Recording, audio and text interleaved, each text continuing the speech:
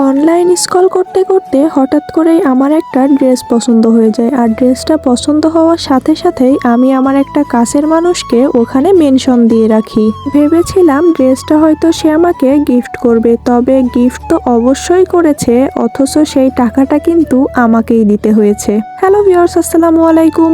আমি যখন আমার কাছের মানুষটাকে ওখানে মেনশন দিয়েছিলাম, তখন কিন্তু সে দেখার সাথে সাথেই আমাকে ড্রেসটা অর্ডার করে দিয়েছিল।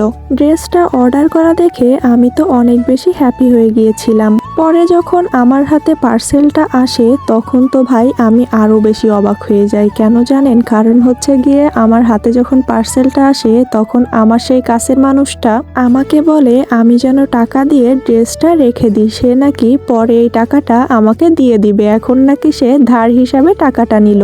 ভাই কি আজব পাবলিকের পালায় পড়লাম রে আমি। কথাটা শুনে আমি তো একদম গাছ থেকে পড়ার মতো অবস্থা। কি একটা যাই তাই অবস্থা হয়ে গেল। কি চাইলাম আর কি হইল।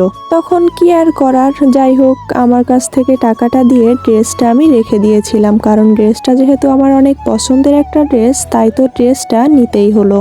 আর সে যে টাকাটা দিবে আদৌ এর গ্যারান্টি আছে কিনা আমি সত্যিই জানি না, যে সে আসলে টাকাটা আমাকে ফেরত দিবে কিনা।